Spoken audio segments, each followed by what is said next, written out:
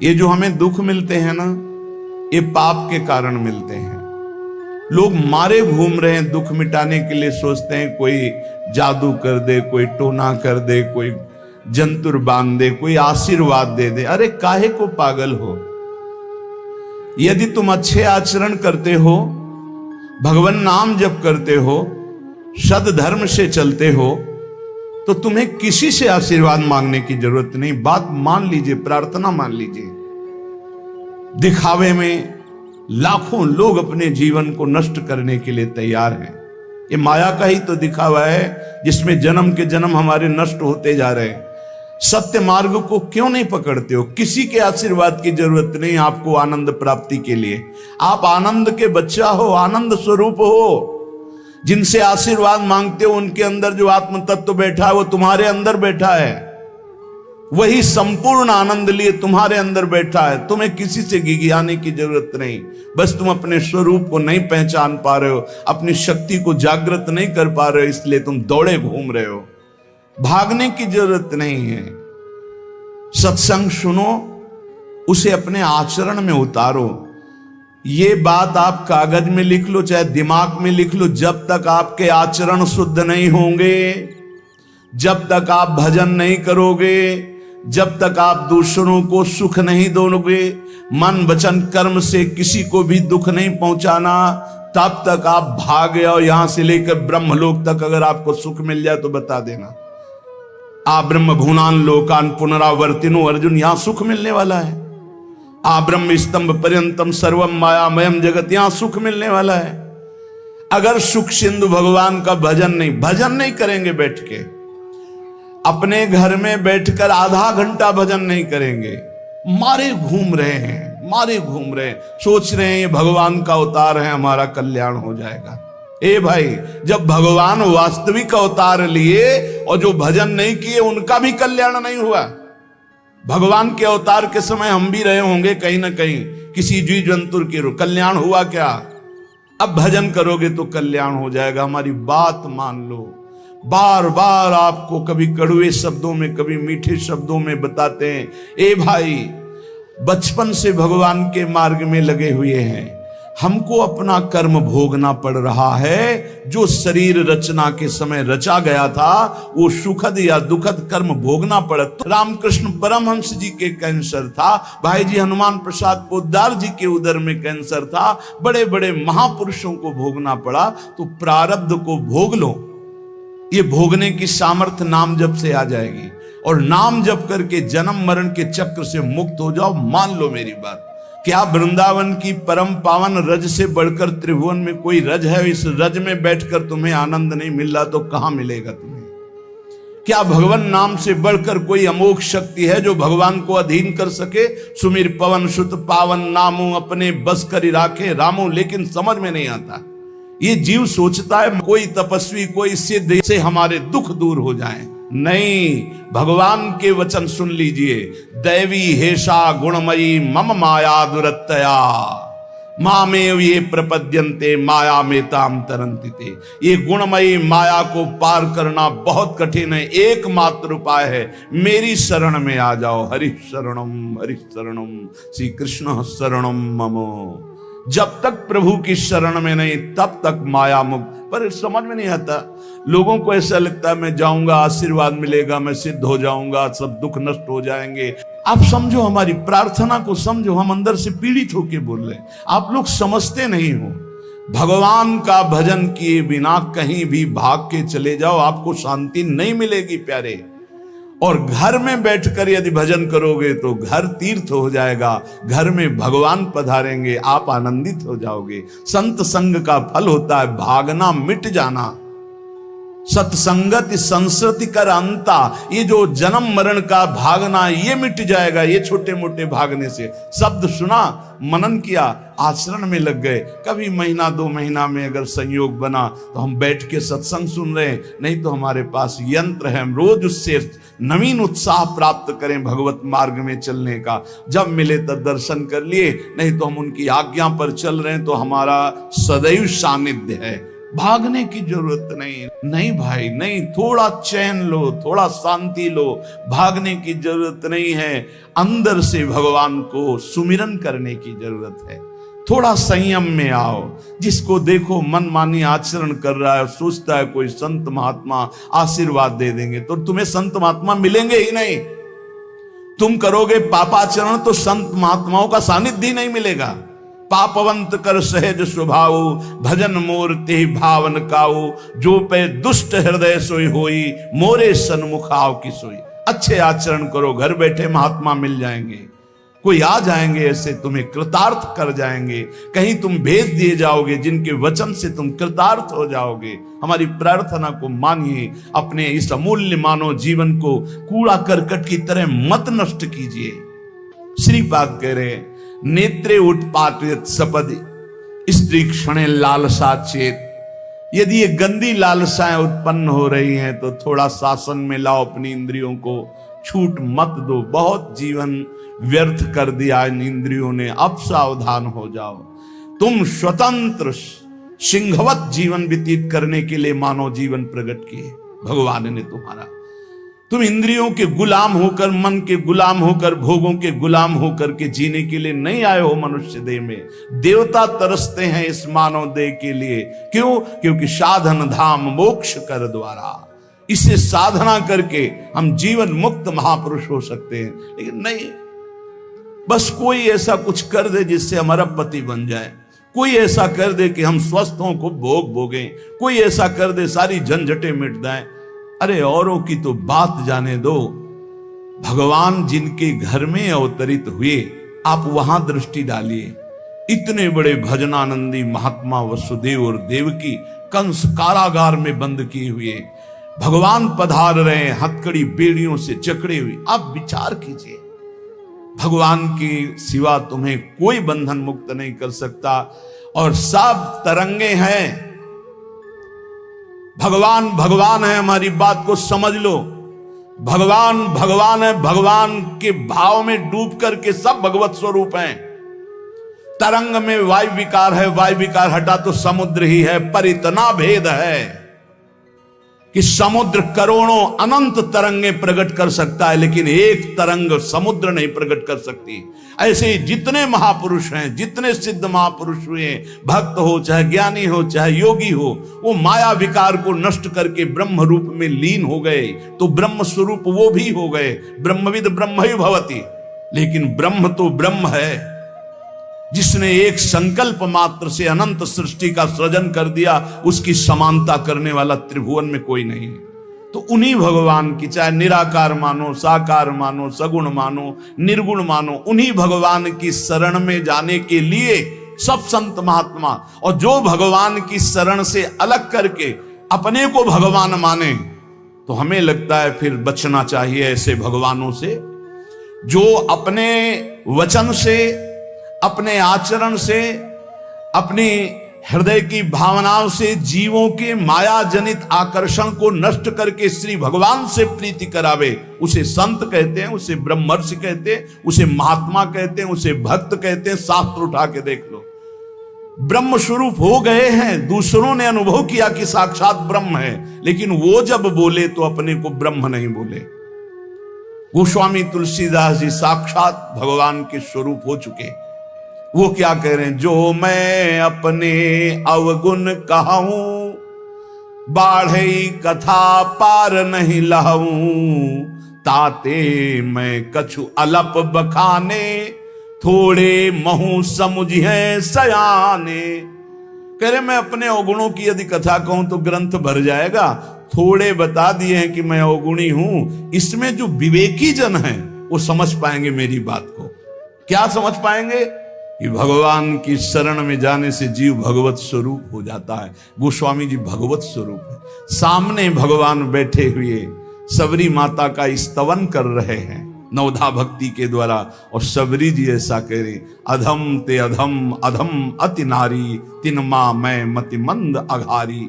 ये है महापुरुष, भगवान के चरणारविंद की नाम की लीला कथा की वृत्ति हृदय में जिनके संग से जागृत हो, वही सत्संग है। हम लोग बड़े बावरे हैं, अरे तरंग कभी समुद्र प्रकट कर सकती है? सब तरंगे हैं, वायु विकार हटा समुद्र हो गई, मुझे कोई इस पे संशय नहीं।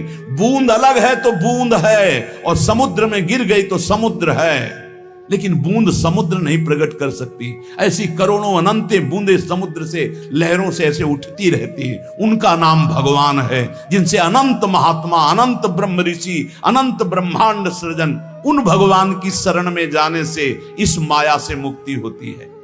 साहब समझ नहीं पा रहे। अरे जिनका नाम जप कर, जिनका चिंतन करके, जिनके आश्रय से जीव ब्रह्ममय हो जाता है, भगवत स्वरूप हो जाता है, वही तुम्हें करना है। यही सत्संग से प्राप्त होता है। अगर ये ना प्राप्त हो तो सत्संग नहीं है, वो कहीं ना कहीं घुमा करके हमको भटकाया जा रहा है। भगवान भगवान है, वही सबके हृदय में है। जो हृदयस्थ भगवान में तन्मय हो गया, उसमें और भगवान में अंतर नहीं, बिल्कुल मुझे संशय नहीं। पर भगवान भगवान हैं, इतना समझना पड़ेगा। उनके स्थान में कोई नहीं है, उनके समान कोई नहीं है, फिर उनसे बड़ा कौन हो सकता है? ये भोले भाले जीव समझते नहीं, भागे घूम रहे। उन्हीं भगवान का नाम जप करो, चीख चीख के कहते हर प्रश्न का उत्तर नाम है। अगर नाम जप करके देखो तो प्रश्न ही नहीं रह जाएगा, सब समाधान हो जाएंगे। और भागे घूमे तो कभी प्रश्न की कभी शांति नहीं होगी, संशय पर संशय उठता चला जाएगा। श्रीपाद कह रहे हैं, यदि हमारी इंद्रियां कुमार्गगामी हो रही तो हमें शासन में लेना चाहिए। शासन में नहीं लोगे तो शासन तुम्हें शासन में ले लेगा। दो शासन है, एक है राष्ट्रीय शासन, एक है भागवतिक शासन। भागवतिक शासन जब लेगा तो फिर कोई बचा नहीं सकता, इसलिए अभी अवसर है, निकल चलो, निकल चलो। भागने की कहीं जरूरत नहीं, किसी से आशीर्वाद नहीं मिलेगा। कब होगा? हम कह रहे राधा राधा जपो, अगर कल्याण ना हो जाए तो हमें बता देना। भगवान अर्जुन से क्या कह रहे हैं? सामने अर्जुन जी खड़े हैं, कह रहे हैं तुम मुझे तभी अनुभव कर पाओगे जब अनन्य चेता सततम यो माम स्मृति नित्य सा तस्याम सुलभा पार्थ। सामने खड़े हो, कह रहे सुलभ नहीं हूं मैं, सुलभ उनके लिए हूं जो मेरा अनन्य भजन करते हैं, अनन्य चिंतन कर। पकड़ी नहीं पा रहे, लाख सत्संग सुन रहे, पकड़ी नहीं पा रहे, बिल्कुल नहीं। ऐसे नहीं हो, थोड़ा विवेकवान हो। मनुष्य जीवन मिला है, ऐसा नहीं कि कोई तुम्हें प्रलोभन दे दे तो हम तुम्हारे रोग नष्ट कर देंगे, हम तुम्हें सिद्ध कर देंगे, हम तुम्हें धनी बना देंगे। हम कहते हैं कि हो सकता है 1000 जाते उनमें से 100 लोग ठीक हो गए हों। कैसे? पूर्व का पुण्य 100 का तुक्का लगा और ठीक हो गए। वो कहते हैं कि मैं कसम खा के कहता हूं मैं ठीक हो गया हूं। हम बिल्कुल 100% मानते ठीक हो गए, लेकिन उसके प्रताप से नहीं, आप अपने पुण्य प्रताप से ठीक हो गए। आपके ठीक होने का समय आ गया है, इसलिए आपका तुक्का लगा, आप गए, यश उसको मिल गया और आपका काम बन गया। हमारी बात को समझो। अपने लोग बहुत शास्त्र सम्मत, बहुत उसको सुलझ कर भगवत मार्ग को चल करके आपको बोल रहे हैं। अगर इन कर्मों को मिटाने के लिए जो हमारे शास्त्र बने हुए हैं उनके सिद्धांत के अनुसार चला जाए तो मिटा दिया जाएगा।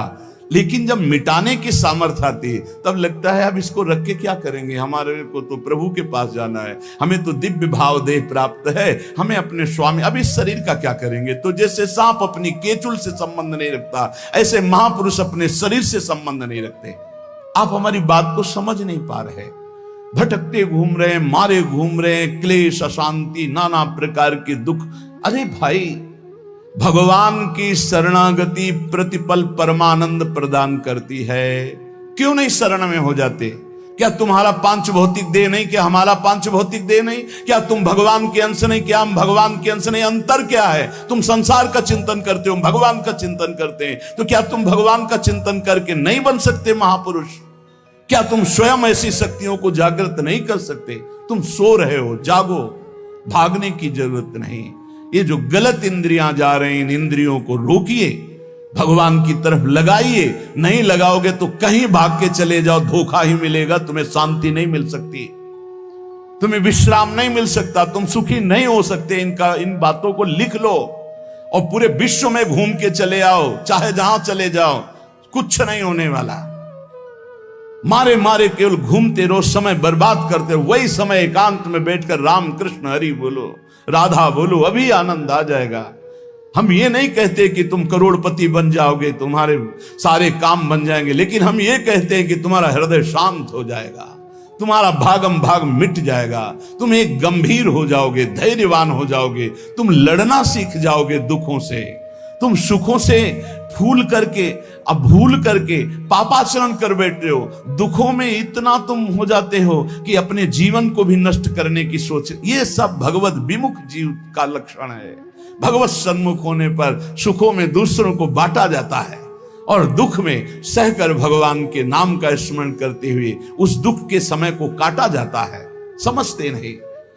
यदि तुम्हें वृंदावन में रह के पराई स्त्री के भोगने की इच्छा जागृत हो गई है, पराई स्त्री की तरफ काम दृष्टि से देखने की, आप पराय पुरुष शरीर की तरफ, तो कह रहे हैं कि अच्छा है, इससे अपने नेत्रों में पट्टी चढ़ा लो, मत देखो, ये नष्ट कर देंगे नेत्र तुम्हें। तो बाहर से कपड़े की पट्टी चढ़ाने की जरूरत नहीं है, नासाग्र दृष्टि रखो, इनको शासन में रखो। श्रीपाद करें नेत्रे उत्पाटयति सपदि, जहां साधक असावधान होता है वहां पश्चाताप उसको होता है, जलन होती है और उसके परमार्थ में विघ्न आ जाता है। इसलिए ब्रह्मा जी ने ऐसी रचना की है कि स्त्री को पुरुष शरीर में आकर्षण, पुरुष को स्त्री शरीर में आकर्षण या भोग बुद्धि से देखना, अपने को इसी को सुधारना है। अगर इसी को सुधार लिया तो परमार्थ पुष्ट हो जाएगा। यदि आपको ज्ञान नहीं रहा हो, आपसे ऐसे पाप बन गए हैं, गुरु पत्नी गामी सबसे महापापों में पहले आता है, फिर आता है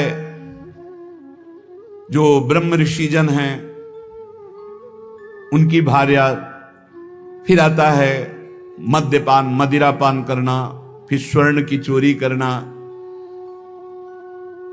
और जो ऐसे पुरुषों का संगी है वो महापापी, गौ हत्या करना महापाप। ऐसे जो महापापी जन हैं, पाप हो चुके हैं उनसे, अब वो विचार करें कि मेरा कल्याण कैसे हो सकता है, मैं तो महापापी हूं।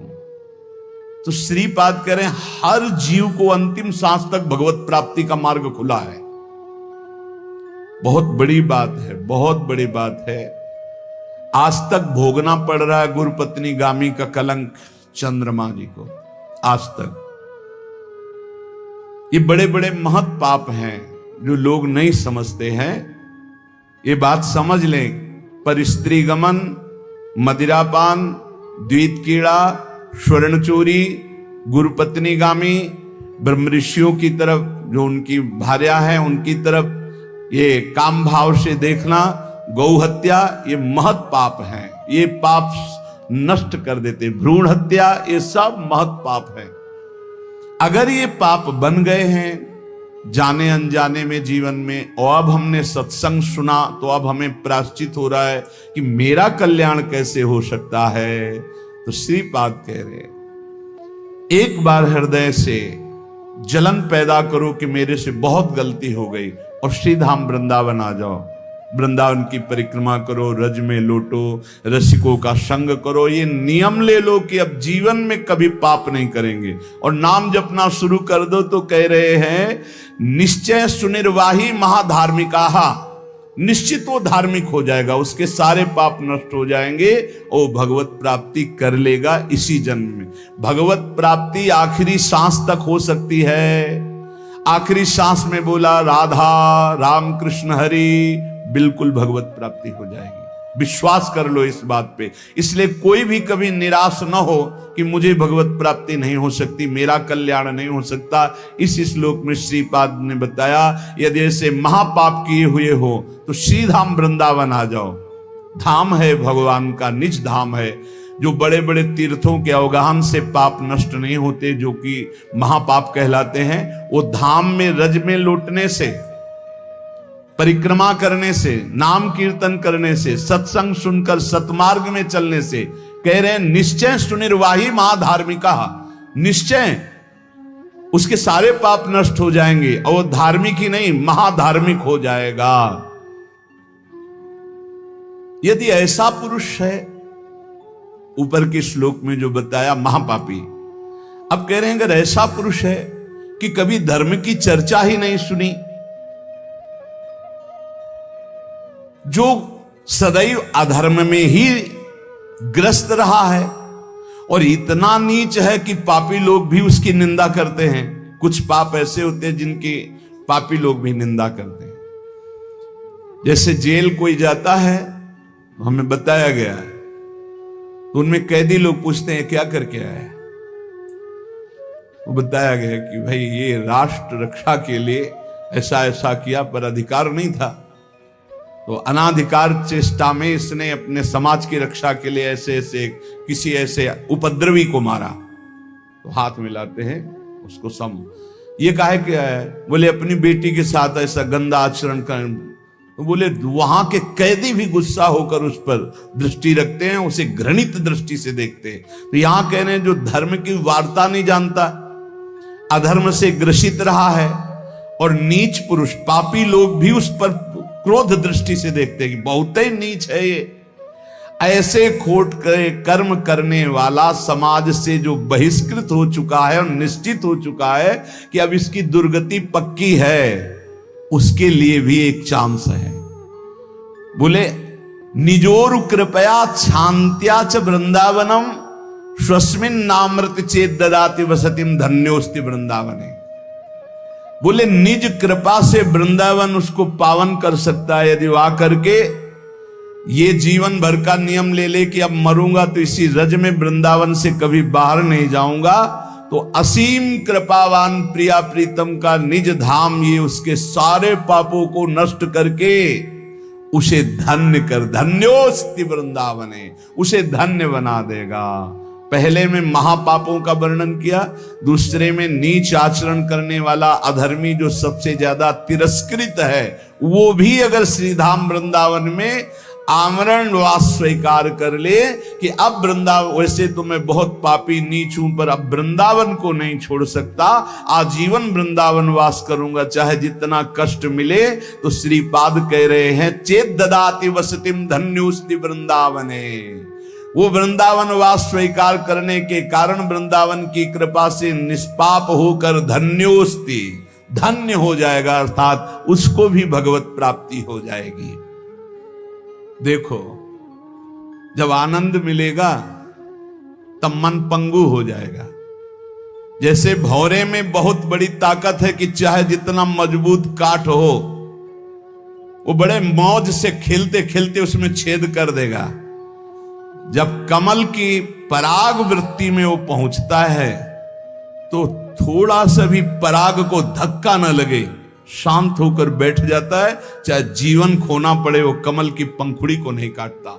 ऐसे उदाहरण दे रहे, ऐसे ही तुम्हारा मन तब तक उद्दंडता करता रहेगा जब तक भगवत सुख नहीं मिलेगा, और जिस दिन इसे आनंद मिला भगवद आनंद, ये बैठ जाएगा, इसका अस्तित्व खत्म हो जाएगा, ये बैठ जाए। निज सुख बिन मन होई कि थीरा, बिना आत्मानंद का अनुभव मिले मन स्थिर नहीं होगा, शांत नहीं होगा, विश्राम नहीं पाएगा।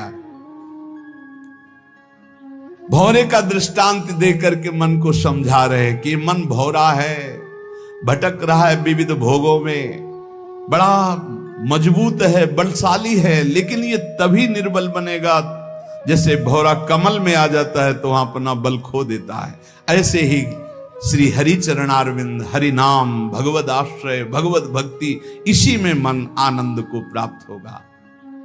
तो आपको कहीं भागने की जरूरत नहीं। आपने सुना कि जंगल में भागने से क्या होगा, जल पीने से क्या होगा, फलाहार रहने से क्या, शांति से अपने घर को ठाकुर जी का मंदिर मान लो, खूब नाम कीर्तन करो, भगवत चर्चा करो, भगवान का सुमिरन करते हुए जीवन व्यतीत करो, इधर भी सुखी परलोक में भी सुखी। किसी से आशीर्वाद मांगने की जरूरत नहीं, दौड़ने भागने की जरूरत नहीं, हाहाकार मचाने की जरूरत, ये बहुत आनंद का जीवन है मानो दे। बस सुलझ जाओ, शांत हो जाओ, जहां तुम हो वहीं सब ठीक है।